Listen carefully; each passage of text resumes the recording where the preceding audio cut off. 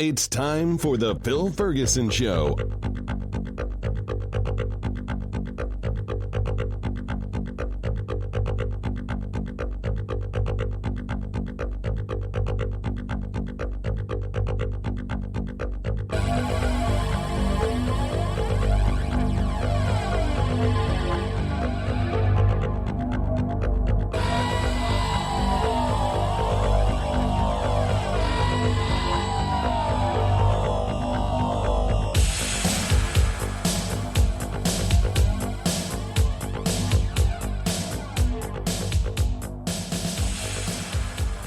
Welcome, everybody. This is Phil Ferguson, and you are listening to the Phil Ferguson Show. A little later on in the show, of course, we'll have our interview for today. The guest is Zephyr Teachout, and she has a book about breaking up the big companies, the modern-day monopolies, just like the oil companies and the railroad companies were 100-plus years ago. And I happen to agree with a lot of stuff that's in her book. And we're going to have a nice long chat about that. For the Investing Skeptically segment, I have a little bit of a follow-up on the bond/annuity/patent conversation. I think it was last episode, maybe it was two before. Just a little follow-up on that as the Investing Skeptically episode. In a future episode, I will have two people that were raised atheists, or at least were in atheist families, and then converted to Christianity and then left Christianity. And I'm sure I'll talk more about it during that special episode. But of course, it's one of the things that I warn people about. If you are not religious, it is not enough to just not bring it up to your kids. I'm serious. You have to talk to them about what other people think. Point out these ideas. And you don't have to be really, really negative about the bullshit that they believe, although my style, I probably would be. But make sure they know that people think this, people think that, people believe these things. And, when they're really little, start simple, just a few ideas, because you don't want your kids to be suddenly surprised at some point later in their life, and they think, my parents kept all of this from me, all this love, and Jesus fills the empty hole-shaped Jesus hole in my heart. So it'll be kind of a warning, I guess, against that. But yes, so today we have Zephyr Teachout and an update on that annuity bond patent thing. And I'm still working on a future episode, which will probably be titled The One About Annuities, where I will take two or three, I don't think I can fit in four, 2 or 3 examples of things that I've done in the past, maybe with some updates and clarifications, so that it can be a reference episode that I can tell people, this is the one. If you want to know how annuities work, this is going to be the one episode you go to. So we're going to take a quick break, going into Investing Skeptically after that, and then our wonderful interview with Zephyr Teachout.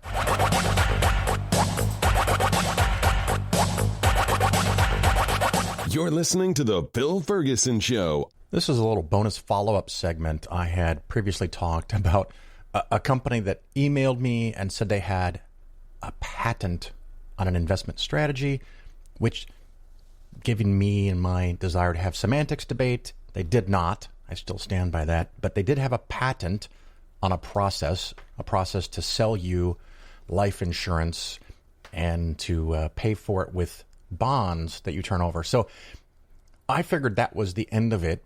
I had several people ask for the patent number, and of course I sent that to them. And I had a couple people ask, what does the advisor get paid? Because I alluded to that, but probably because I started off with, what's your patent number? And this is bullshit. I wasn't going to be able to call back and get it. But then they emailed me an example. So we will continue with this. And I am going to read a little bit, and I'm so sorry because it may be a little tedious, but I couldn't figure out how to pull out little pieces. So here is the quote from the email that I got. One of our RIA friends sponsored a client recently who owns a candy factory in Chicago. This gentleman is 49 years old, and we placed $50 million of death benefit on him and another $15 million on his wife. This was accomplished with the client earmarking around $2 million in an investment portfolio as collateral for the next 12 to 14 years. End quote. So far, RIA, by the way, registered investment advisor. So the guy is 49, getting $50 million of death benefit, which, okay, if he owns a candy factory, maybe he's worth more than that already. So I don't know why you need it, but he has to set aside $2 million in a portfolio. And then it's really weird, that last thing, for the next 12 to 14 years. Do they know something about his life expectancy that I don't know? Or is that when the bond fund would be consumed, depending on how much bonds go up or go down?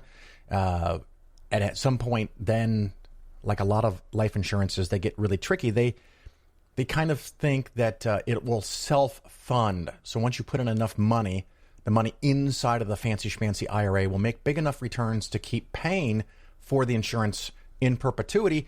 But so often, and we've had these tragic stories on before, it just doesn't seem to work that way. So here they acknowledge that $2 million in the kitty is not going to be enough to go a lifetime. You're going to have to count on something else. Either the annuity pays for itself, which generally doesn't work, or you got to cough up more money, or after coughing up $2 million, you cancel the policies because you didn't have the common decency to die to collect your money.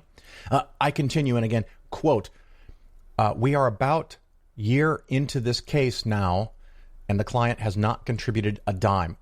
Okay, end quote. Sorry. The client has not contributed a dime. What the fuck is the $2 million? That's a lot of dimes. $2 million put in an investment portfolio that these guys manage and suck out fees for themselves, and then take whatever's left to pay the monthly payments, monthly premiums on the life insurance policy, and they have the cojones to say the client has not contributed a dime. What the fuck? Okay, I go on. Nor has he paid any of the legal or other professional fees out of his own pocket. Out of his own pocket. See, this is this weird bullshittery of semantics. He's not contributed a dime to the insurance policy. No, he technically didn't, but he did set aside $2 million. So he's not paid any fees out of his own pocket. No, he hasn't. He's paying all the fees out of the $2 million he set aside. You know, and this is just fucking wordsmithery gaming shit. The guy's out $2 million fucking dollars. I don't know how they can, in good conscience, say these things, but here they are telling me how great this is. I continue, quote, rather, we capitalized all of the professional fees into a bond issue and paid all the professionals at closing. An attorney colleague was paid $75,000 for his part. End quote, pause. What the fuck? $75,000? I mean, you can go set up a trust for a few $1,000s. How in the hell is an attorney racked up $75,000 in fees? And of course, the company that's convincing you to buy this, they're not paying that $75,000. That comes out of the $2 million. You always pay. You are always the one that pays. When they say shit is free, that's when you should be the most concerned. Okay, I go on.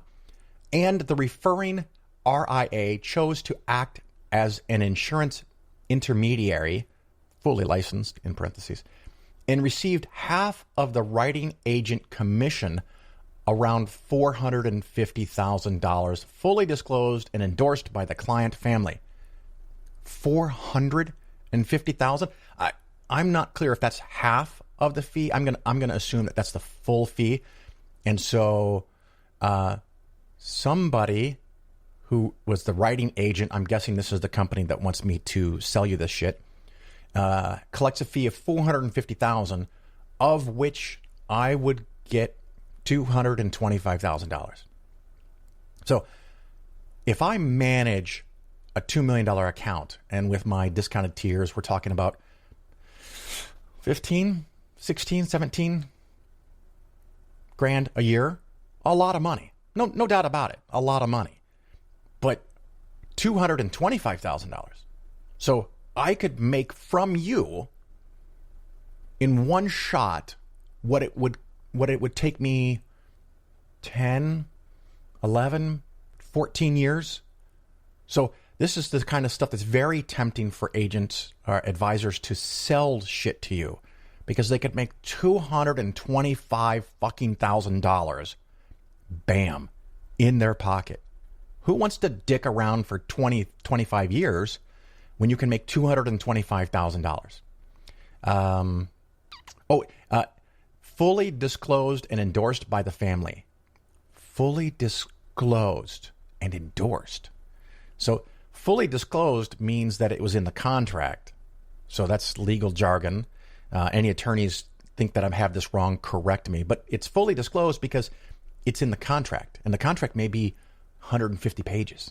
And some of these things are immense. It's in there, so it's disclosed. Endorsed by the family. I guess that means when you read the 150 pages and you sign the back page that you read and understood everything, that they are probably considering an endorsement. Because I'm thinking, if I tell somebody, hey, give me $2 million, and of course I will get an ongoing annual management fee from that bond fund, and I'm going to take $75,000 off the top to give to an attorney. And then I'm going to take another $450,000 off the top to pay us geniuses for fucking selling this shit to you.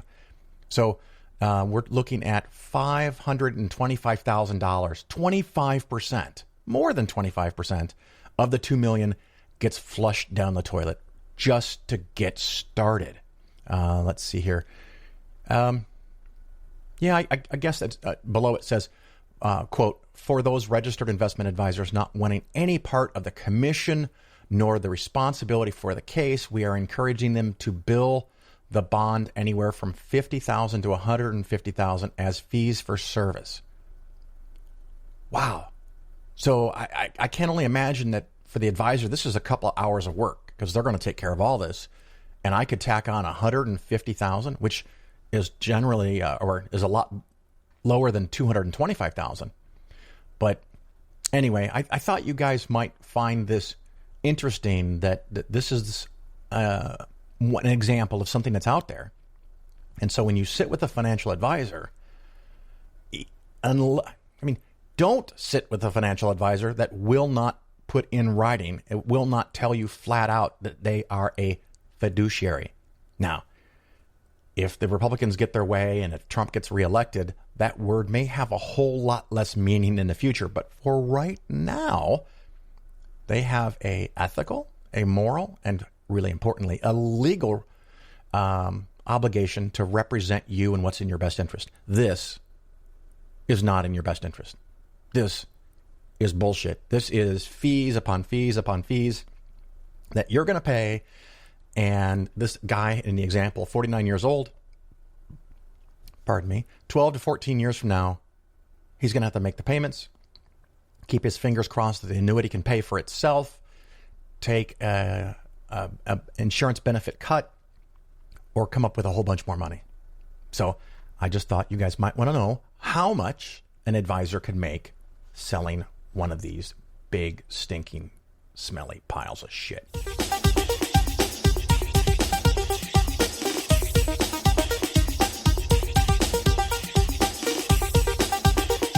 I like how you call homosexuality an abomination. I don't say homosexuality is an abomination, Mr. President. The Bible does. Yes, it does. Leviticus 18:22. Chapter and verse. I wanted to ask you a couple of questions while I had you here. I'm interested in selling my youngest daughter into slavery, as sanctioned in Exodus 21:7. She's a Georgetown sophomore, speaks fluent Italian, always cleared the table when it was her turn. What would a good price for her be? While thinking about that, can I ask another? My chief of staff, Leo McGarry, insists on working on the Sabbath. Exodus 35:2 clearly says he should be put to death. Am I morally obligated to kill him myself, or is it okay to call the police? Here's one that's really important, because we've got a lot of sports fans in this town. Touching the skin of a dead pig makes one unclean, Leviticus 11:7. If they promise to wear gloves, can the Washington Redskins still play football? Can Notre Dame? Can West Point? Does the whole town really have to be together to stone my brother John for planting different crops side by side? Can I burn my mother in a small family gathering for wearing garments made from two different threads? Think about those questions, would you? One last thing. While you may be mistaking this for your monthly meeting of the ignorant tight-ass club, in this building when the president stands, nobody sits. The Phil Ferguson Show is for educational purposes only. Nothing said on the show should be interpreted as personalized investment advice. Your investments should be based on your situation, and you should consult with your financial advisor before taking any action. The show may contain ads. These ads are placed into the show by the hosting company after I finish recording and editing. I have little control over the content of the ads, and you should not assume that I support their products or claims. If you choose to support the show via the new Patreon page, that support does not create an advisor-client relationship.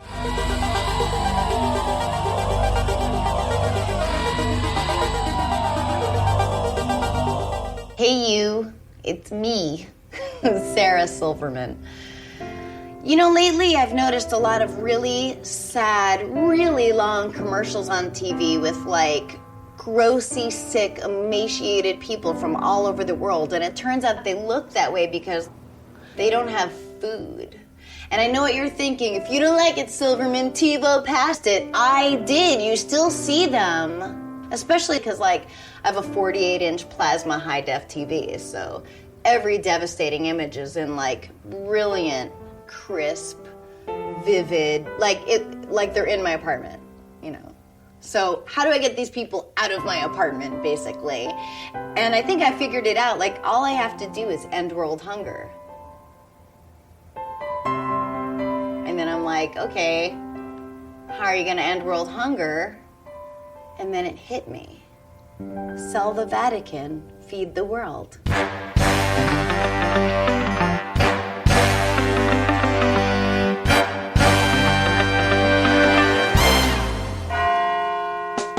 Think about it. We need a hero, and who is more primed to be our hero than the Pope? He's literally a caped crusader. What is the Vatican worth, like $500 billion?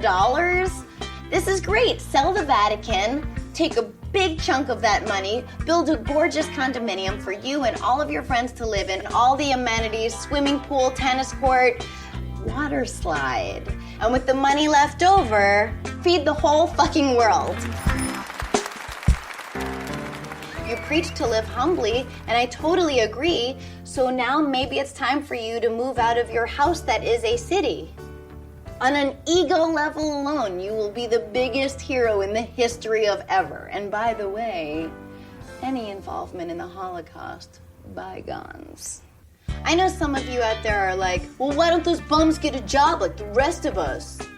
Well, did you know that the average Arby's employee in Ethiopia only gets paid nothing an hour because they don't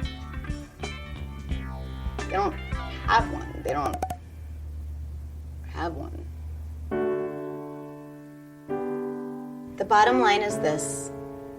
If you sell the Vatican and you take that money and you use it to feed every single human being on the planet, you will get crazy pussy. All the pussy. And I don't mean literally. That might not be your cup of tea. I don't know what your version of all the pussy is. But you'll get all the pussy. Amen.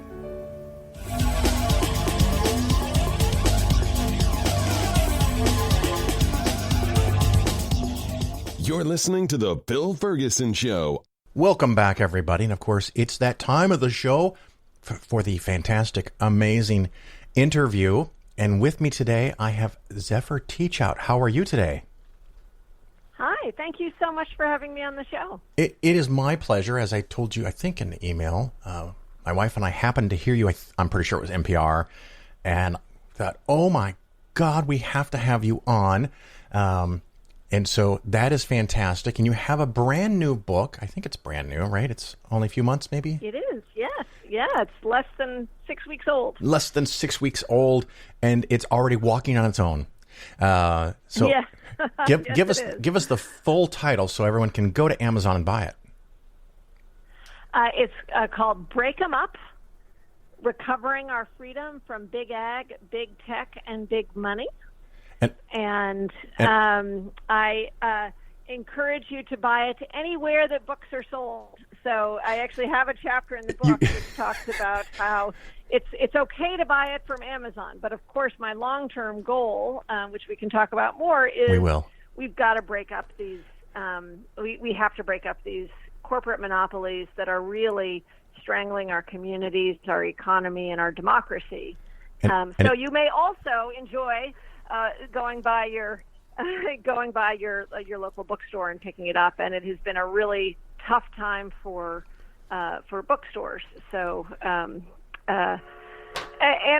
for those of us selling books, although it's gotten a fair amount of attention, it's just that the usual way in which people come across books, browsing, isn't happening as much these days.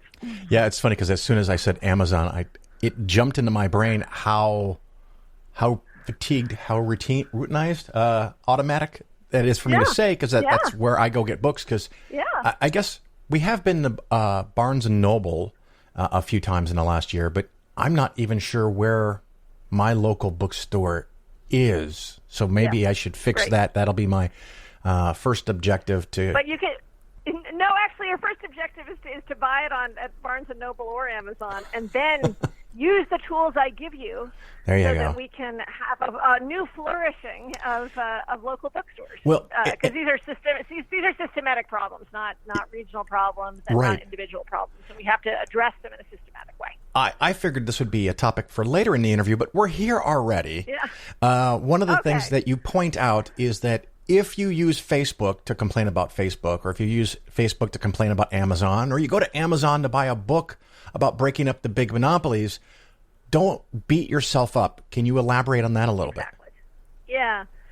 This is actually a very serious argument that I care about a lot. I think that we have, and I'm a progressive Democrat, although it's across the board, I see it a lot with progressives, so deeply and uncritically adopted a kind of ethical consumerism approach, a kind of instant boycott approach, that our first instinct when we hear about a bad corporate practice is to say, well, my job is to stop using that big corporation, to stop using Nike or Walmart or Mulan, Amazon, Disney. And I think this is actually it's not just it's actually become a little dangerous, because what it has meant is that we have accepted these big corporations as kind of legitimate governors who we go to beg for change, instead of immediately understanding that we've got to call your senator about it or call your congress member about it. And it's actually taken away this instinct to private action has taken away from our understanding of how incredibly powerful Congress can be in dealing with corporate abuses and breaking these big companies up. And then I also talk about, since my focus is on monopolies, is when we're talking about these big corporations, boycott just doesn't work.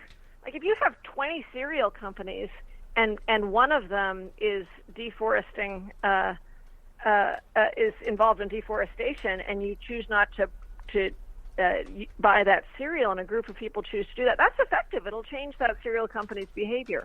But when you have 2 or 3 or 1, it just doesn't matter. Yeah. I mean, we've seen 1,000 companies boycott Facebook for their promotion of white nationalism, and Facebook just has kind of shrugged, and Zuckerberg told his people, don't worry, they're coming back, and most of them have come back. Like, you can't boycott something when it's become a monopoly. You actually have to go to Congress, and you have to go to your state houses and demand action. And I want to repoliticize that work. So stop with your first instinct being private, and turn that back into public action. I love that, because it's one of those things that I threw out there. The Mulan movie has a part of it, or part of the psychology of being able to film it in China, has really, really bothered some people. But they're probably not, if they have little kids, they're probably not going to drop their Disney account if they already have one. Yeah. And so you're stuck. What do you do? And even for me, I've toyed with the idea of not using Facebook, but Yep. I distribute my show that way. I find a lot of speakers that way that I can't find their email, but Yeah. they have a Facebook or a Twitter, and so I can find them there, and then we can talk on email. But that first contact is now so monopoly. Yeah, it'd be irresponsible for me as an organizer not to use Facebook. Right. You know, I want to actually.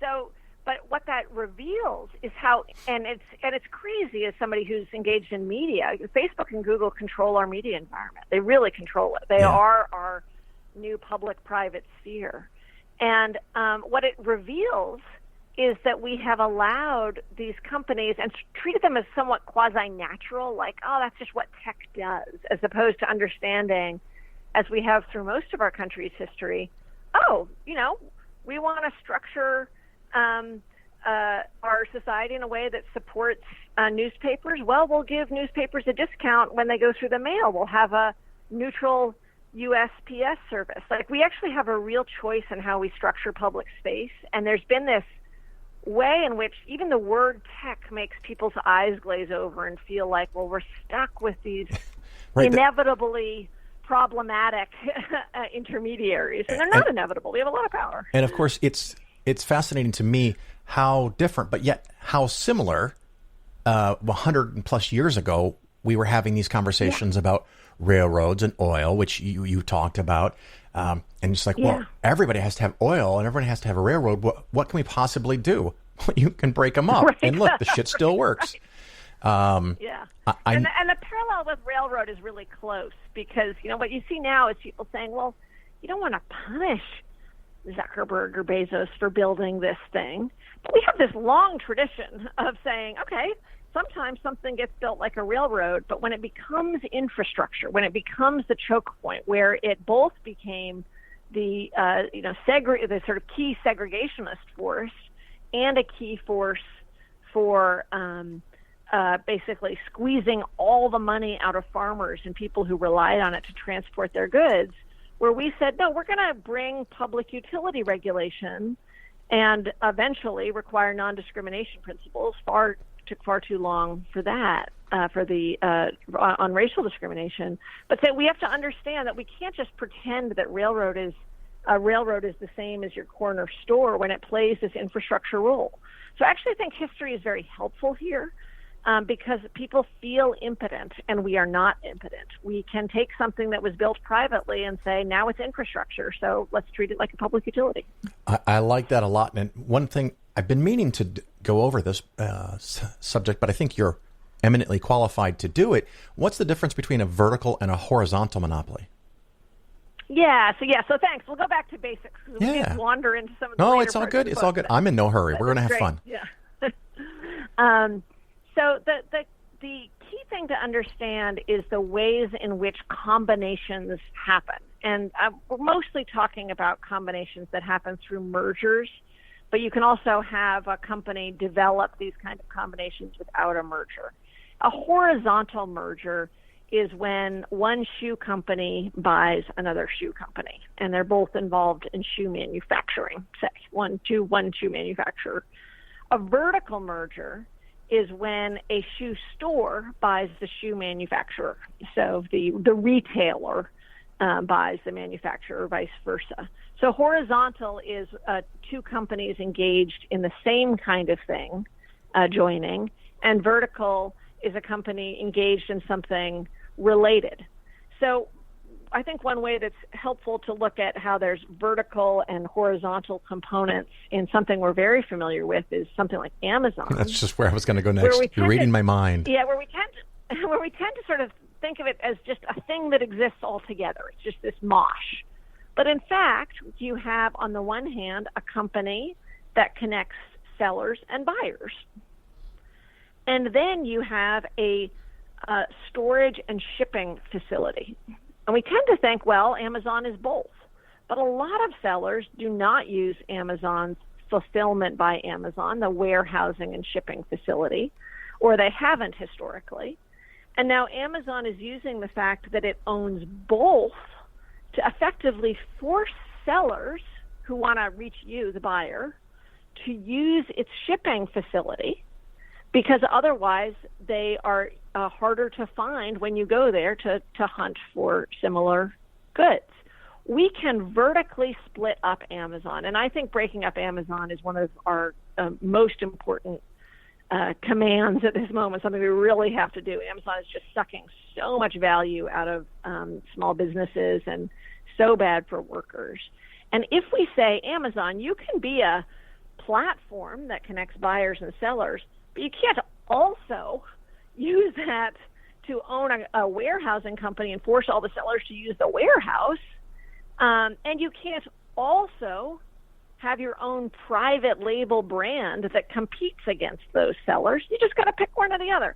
This is actually, and I go back 120 years, but I could have gone back even farther. These are old corporate law concepts. You basically shouldn't engage in these multiple different lines because there's conflicts of interest embedded in that. And it allows a company like Amazon, once it has a chokehold, to charge enormous amounts, basically a tax, a huge tax on people who sell on it. Do you know how much, we've learned this since the book came out, did you hear what percentage of every sale, like if you buy a book on Amazon, what percentage do you think goes to Amazon? Oh, for a book? For anything, the average. Okay, well, I would say for books it's probably 30%. For the average is probably 15 to 20%. It's 30% on average for everything. Okay, yeah. It's an enormous tax. That isn't because of the value. It's because if I sell Frisbees and don't sell them on Amazon, I can't sell Frisbees. Like it's, sort of, well, and so Amazon knows it, and it creates all these little fees for ancillary services and says, you don't have to use these, but by the way, most sellers know or believe, and of course it's a black box, that if they don't use these extra services, they're just going to get buried in the search results. I knew the ballpark numbers in part because several years ago I was part owner in an audiobook company, which people would be read the books just like your book, break them up, was on audio. That's how I was able to get through it so quickly. And it was on Amazon, and Amazon is the king of audiobooks because they bought Audible. And so here's another thing that they've bought. And they came to us and they said, oh, we're changing the rules and we're going to change the amount of cut that we take and we're going to change the amount down that you get. Yeah. And we're just like, you can't do that. We have a deal. And then, of course, who do you call? There's not even a person to call and complain. There's no CEO of audiobooks, and you're never going to get the CEO of Amazon. And so you just got to decide, do you give up 10% more of all your gross revenue, or do you just leave the platform that distributes like 75% of all of your audiobooks? Yeah, it's a truly impossible choice. And actually buying Audible is a great example of how our antitrust enforcers have been sort of grossly asleep at the wheel. It's like, I mean, I see these as questions of our democracy as well as our economy. I agree. But it's as if you have, these are, antitrust is sort of a key democratic economic protection. And they just have been allowing these mergers left and right. So Amazon then becomes this private king, basically, that can both extract in what is a form of private taxation an enormous amount, push out people like you, and also just, as you suggest, change the terms in a dictatorial fashion. If Amazon decides next week it's not interested in chairs that use a particular kind of plastic, well, that's more important than any federal regulatory agency acting, because those chairs will no longer be sold. So they're these private regulators, and it's, if you care about, we'll talk about the impact on workers in a minute, because the impact on workers is also enormous. Right. But if you care about a small business is surviving in this country, and just think the whole huge array.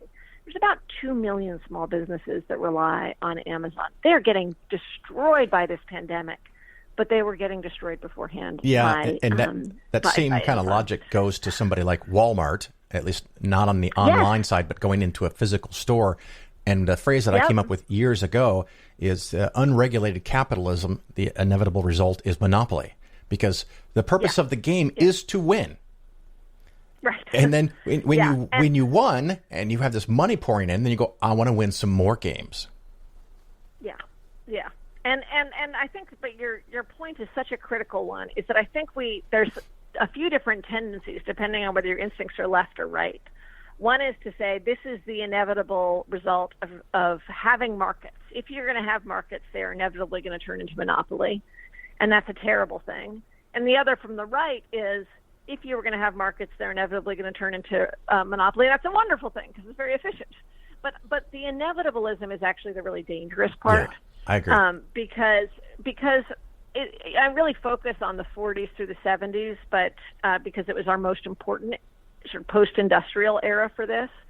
But we as a country, the FTC would basically had internal rules that they published about mergers they would challenge, and they would challenge mergers of one company that owned 5% merging with of a industry merging with another company. They said it's not that this particular merger will lead to a monopoly. It's that it will lead us in that direction, and we should be so prophylactic. We should protect against the inevitable tendencies, and we can protect against them.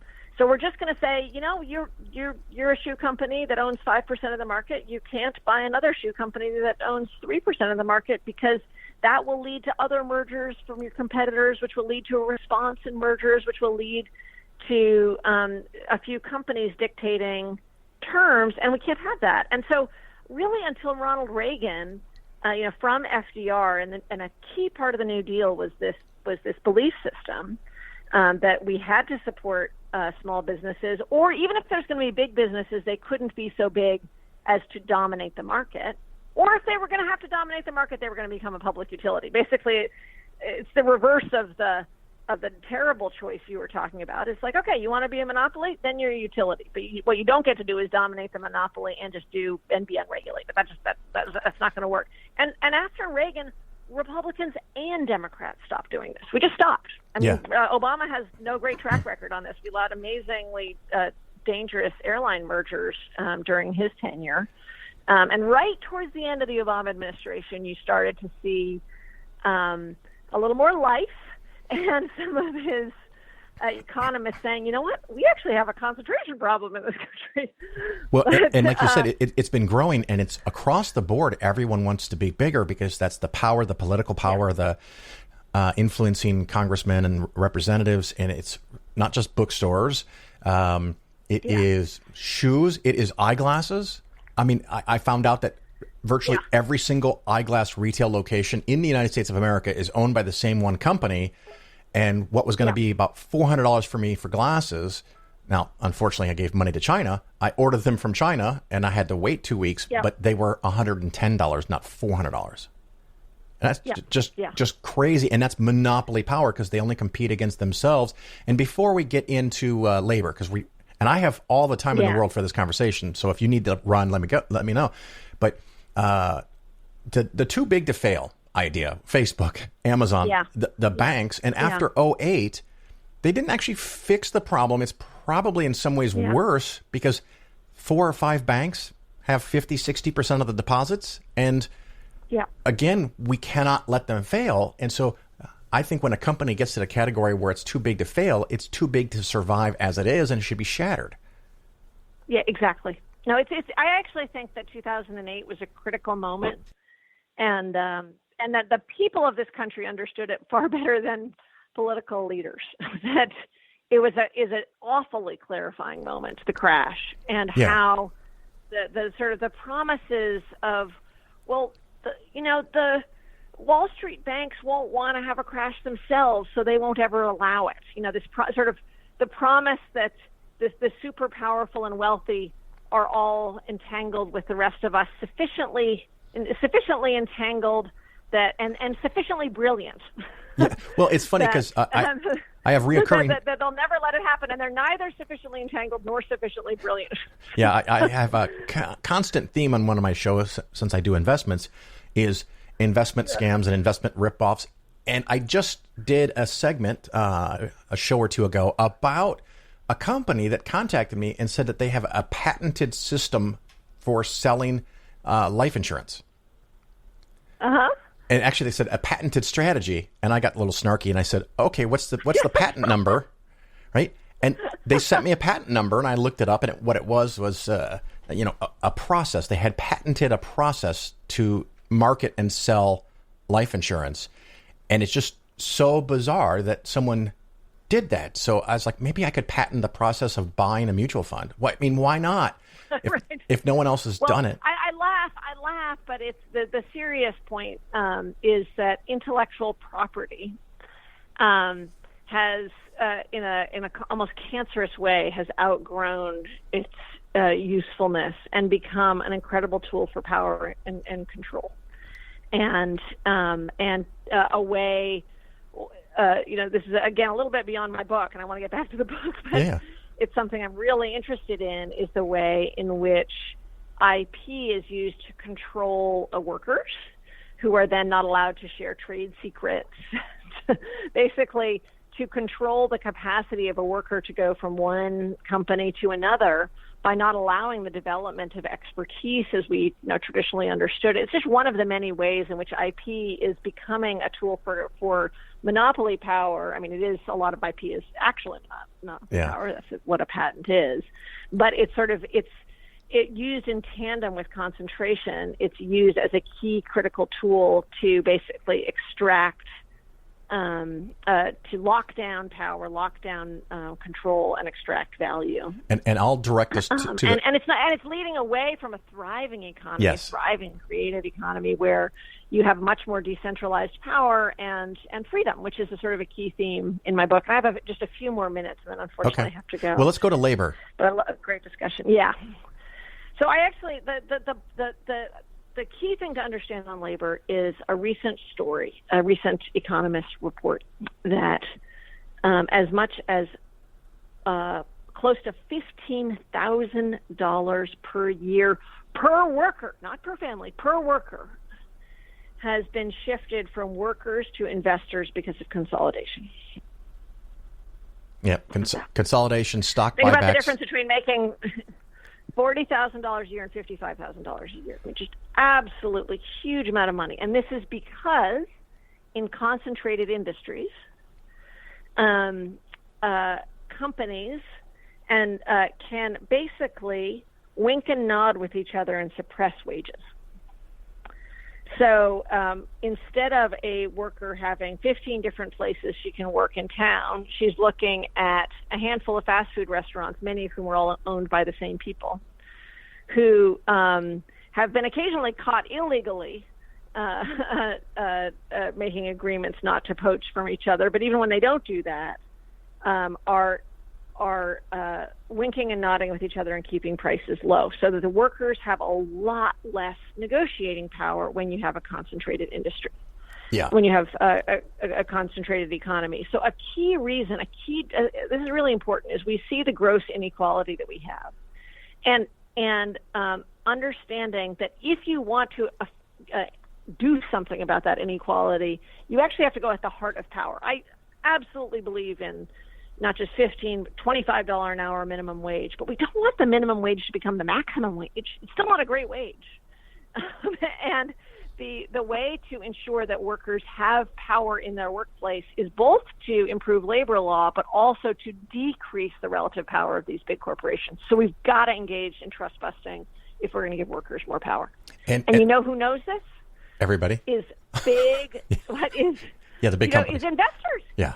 Investors. There's a reason that, like, if you look at the top 10, and one of my chapters is about this, is if you look at the top 10 wealthiest people in the world, they all made their money on monopoly power. Like, they all know. The Warren Buffett has said that the way to make money is to invest in monopolies because you don't have to pay the workers. He doesn't say because you don't have to pay the workers, but that's well, if not necessarily, that's the unsaid part. If not necessarily a monopoly, a business model that has a giant moat or startup costs where it's billions of dollars to compete with you, because how does someone other than Alibaba, how does someone jump in the United States and compete with Amazon? Because you have to spontaneously start and compete everywhere in every way with Amazon.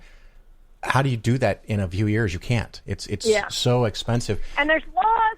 There's laws against predatory behavior, which is to say, Amazon shouldn't be allowed to cross-subsidize itself. It shouldn't be allowed to basically spend a lot of the extra money it's built up in Amazon Web Services to be able to subsidize its marketplace to crowd out its competitors. But it's really hard to prove. The laws again, the courts post Reagan have jumped in to say that doesn't happen, and we know it's happening. So this is why breaking them up is really important. Yeah. Because again, we need prophylactic laws as well as enforcing existing laws. Because otherwise, once you're that big, you can move money around, cross-subsidize all the time, and then the entrepreneur is not competing on a fair marketplace. It's like competing with China when they're dumping products. Like, good luck to somebody competing with China when they're flooding the market with state subsidized goods. So, what would be your top 5? You mentioned Amazon. I'm assuming that's number one. Break up Amazon, yes. And a lot of times, this is important. Break up is talking about breaking up one function from another function. So think of it like Glass-Steagall. It's like you can't be two things at once.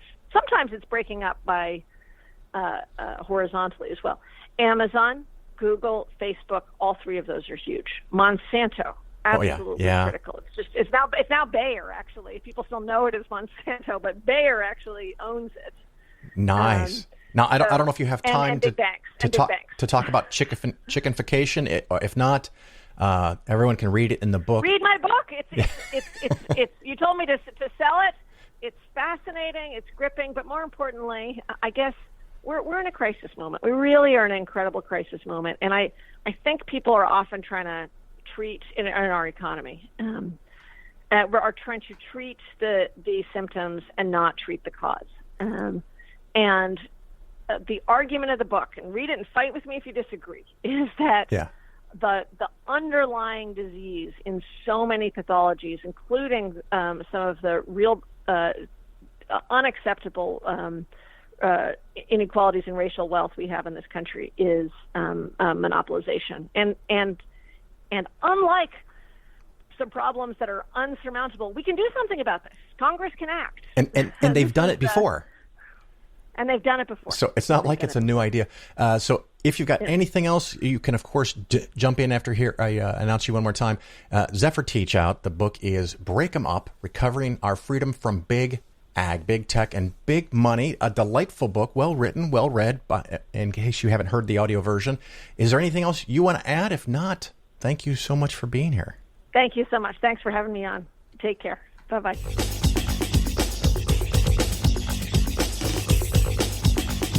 All right, I just have a couple thoughts, maybe a couple of reviews. Let me get one out of the way. This one is on Stitcher. It's several months old, but I don't think I've done this in a while. And I'm just going to do one because I don't know if I covered the other ones or not. This is from Hunter W., entertaining, informative, and attentive. Very nice. Quote, I've learned... Let me start over. Quote, I've listened to Phil Ferguson's show for a few years now, coming over from Atheist Experience, and his financial advice is rock solid. He backs up his points with evidence and examples and takes a lot of time to think through his statements. Even if you are not his client, he is interested and willing to give you a call to briefly discuss ways you can improve your portfolio, end quote. I wish I thought through some of my statements a little more than I do, but I try to be very careful because when you have tens of thousands of people listening, is what I think listen to the show. Every once in a while, someone doesn't hear what I thought I said. And I know that happens to me all the time. Just ask my wife. I don't hear what is said. So I try to be very particular and careful. And in my line of business, it's actually a good thing for me to be a little pedantic, because when someone says IRA and they meant their 401k at work, it's important that we agree on some of the terms and we're talking about the same stuff. The other thing I want to go over, just a little personal indulgence, is about electric and or electrified battery-powered cars. If you follow my Facebook wall, you've probably seen me make multiple posts. There are dozens of 100% electric cars coming out in the next year or two. GM has said that they are going to go to an all-electric future, period. Now, we'll see what happens. They are currently in the process with LG Chem building a ginormous battery factory in, is it Lordstown, Ohio? Dang it, I should have looked this up. In Ohio. And they've announced this new battery called the Ultium, and they expect that they will be able to produce batteries, high quality, better batteries under $100 per kilowatt hour. And that is one of the problems with electric cars, is that if it costs you $200 per kilowatt hour and you put in a 50 kilowatt battery, you can add 10,000 to the car before you add anything else. Now, maybe you get some savings by not having an engine and a transmission, but it makes electric cars more expensive. Under $100 a kilowatt hour makes the cars almost on parity, which means, I'm sure most of you know what it means, but it means that an electric car costs the same price as a gasoline car. Of course, Tesla had Battery Day, where they talked about the same kind of thing, getting their cost below $100 per kilowatt hour. But it's kind of weird because some people that are really in the Tesla aren't hearing or didn't know or don't know, and I'm sure there's plenty of you that do. So my apologies if you already know this stuff. But I guess the people I've talked to, when Tesla had this Battery Day and they announced that they're going to have batteries at some point in the future under $100 per kilowatt hour, some people I talked to were just excited that Tesla is doing something that no one ever even thought of. That's magic. Well, GM, as an example, has already thought of it, and they're already building the factory, and they expect to have these new better batteries in a car in a year or so.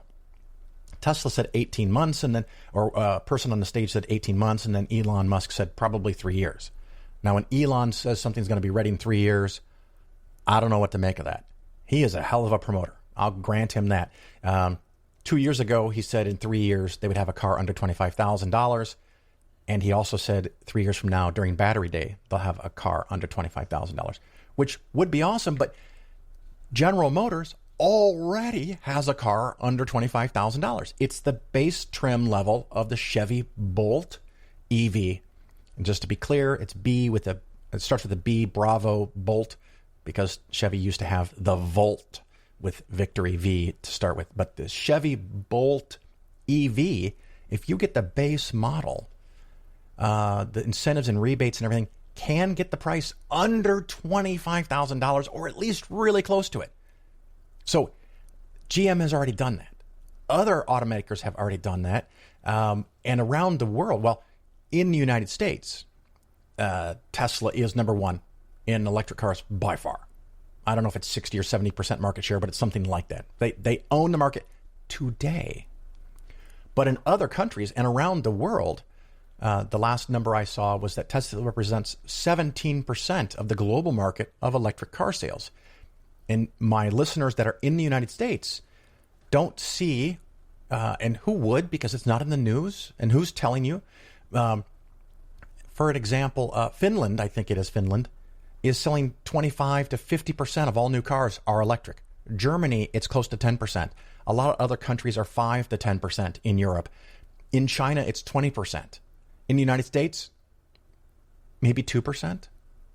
And the really funny thing is that maybe that 2% is almost exclusively in what are called CARB states. California Air Recollection Board. Oh, I don't have the right name, but it's CARB. You can look it up. And multiple states have adopted the standards that California has created because our federal government sucks dong and can't get their shit together. So California made these standards, just like they did many years ago with the EV1, but I digress. So a lot of states have this. So some automakers have right now either electric cars or what they call PHEV, plug-in hybrid electric vehicles, which means it has a bigger battery and it also runs on gasoline, but they're only selling them in the states that have accepted these CARB requirements because there's certain tiers that you have to make each year for either an average miles per gallon of your fleet, or a certain percentage of your sales must be in this EV or BEV or PHEV, which I just said was, you have to have a certain percentage or you can't sell your other cars.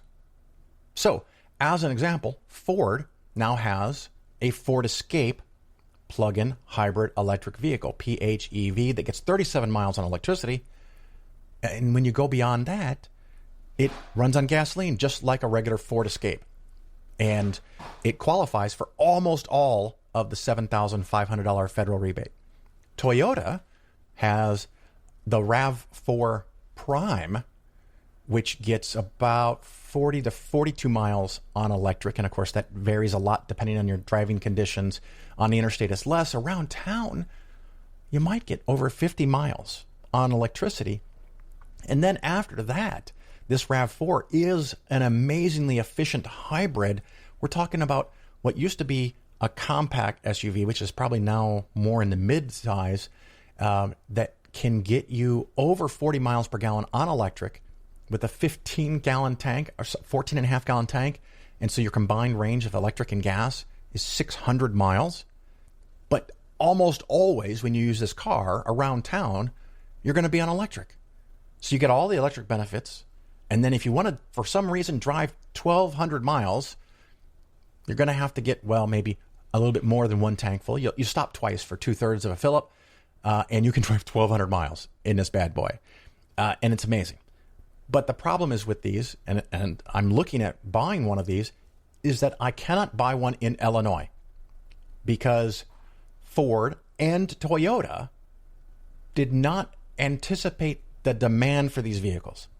It seems like they made these beautiful vehicles only to be sold in CARB states to meet the criteria so they can keep selling their regular old cars, which is fine.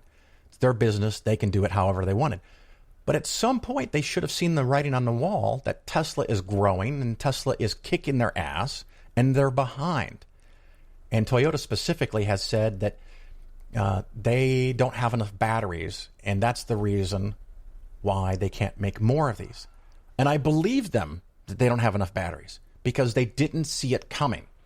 I have now talked to a couple different dealerships in New York State, and maybe if we can reach a correct deal, my wife and I will drive there and get it and drive one back. But I can't get it in Illinois. It's not even an option. And they're selling out of these things faster than they can make them. You have to buy it as soon as it shows up in the dealership's inventory of something that's been completed, it's been manufactured, and of course, there's no price haggling.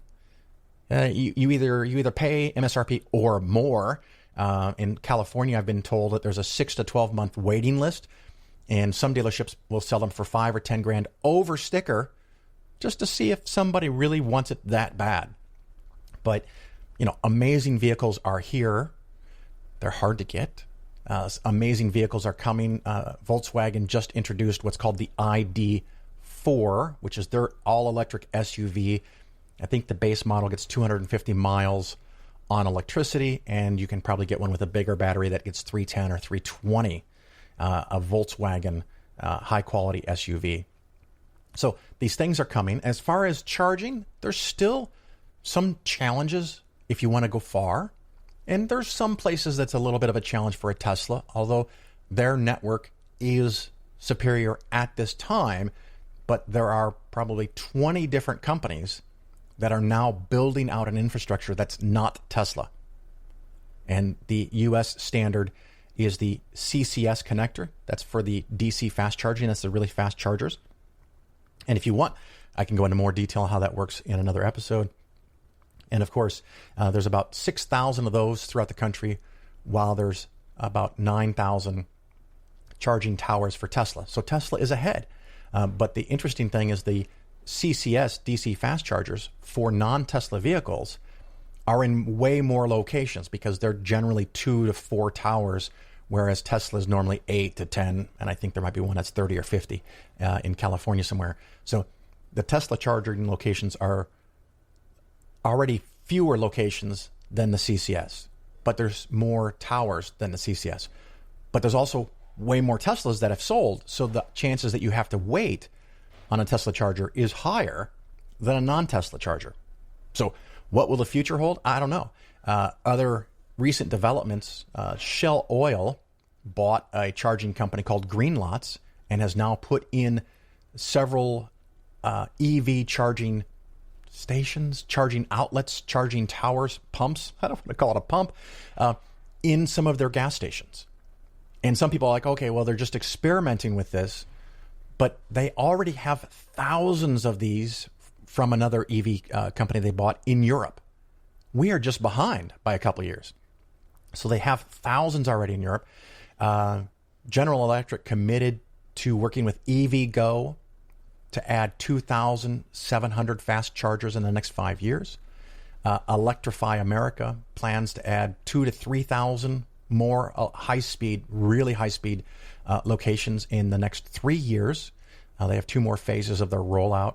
So it is being built, and it is getting better, and the cars charge faster. So check it out.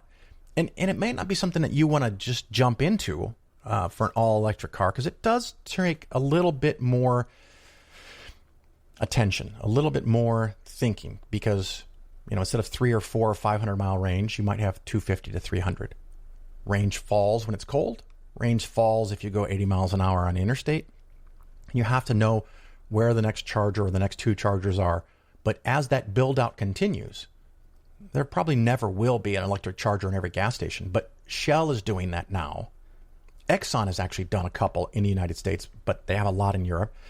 And British Petroleum is also doing that in Europe and has started to do this in the United States. And it makes perfect sense. They don't need to make money on you charging your car. But whether you're there for 10 or 15 or 30 or 40 minutes for a slower charging car, you can come inside and buy a big shiny belt buckle. You can buy a DVD for your road trip. You can buy, shirts, shot glass. Like I like to collect novelty shot glasses when I take trips. Of course, you can buy food, whether it's connected to a KFC or a Wendy's or whatever, or if they just sell hot dogs.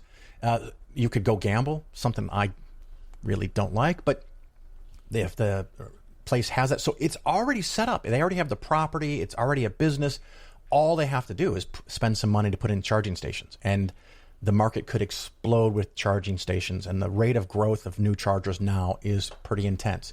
If you only get a car, an EV car that goes around locally in your community, there are now already 70,000 non-Tesla level 2 chargers. I think there's only about 10 to 12,000 level 2 Tesla chargers. So when you go to the mall, you can plug in your car for an hour and 2 and get free electricity. When you go to a movie theater, assuming they still exist in the future, a lot of them have near the end of the parking lot free level 2 chargers. And depending on your car, you can add 25 to 30 miles in an hour of range. So if you're there a little early and stay for the commercials, 3 hours later you come out, you might have 70 to 90 miles for free on your electric car. Other quick side notes, you don't have to do oil changes. You may go through tires a little faster, but there's never a tune-up. I think most of the electric motors are sealed, even though they have fluids in them. You don't have to change it, except for maybe at 200,000 miles. Air filters. Brakes. Electric cars have regenerative braking, which is braking with magnets, and the mechanical brakes. The Priuses that I've owned in the past have all gotten to 200,000 miles before I did any brake work at all. And it used the mechanical brakes they used. Those Priuses used mechanical brakes way more than a 100% electric car.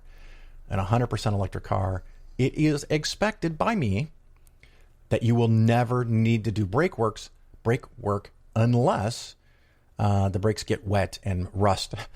So one of the things that people will advise is every 2 or 3 months, when there's no one around, you drive and brake really earnestly to make sure that the physical mechanical brakes engage so that the surfaces do not become rusted. No tune-ups, no spark plugs, no timing chain.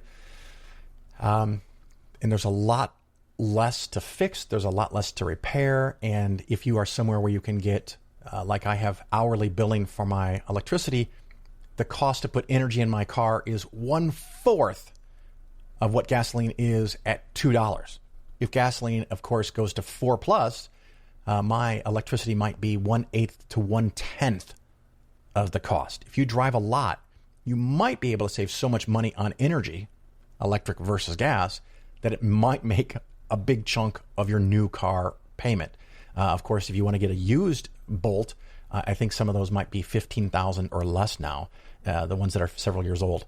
So there's opportunities out there. Do some research. It is a little extra work, and it's definitely easier if you have your own garage. It's definitely easier if you have more than one car, but they are coming. So keep your eyes peeled. If you have questions about electric cars or, of course, investments, you can send me an email, phil@polarisfinancialplanning.com, and I will try to respond to you. If you send your phone number, I'll probably call you.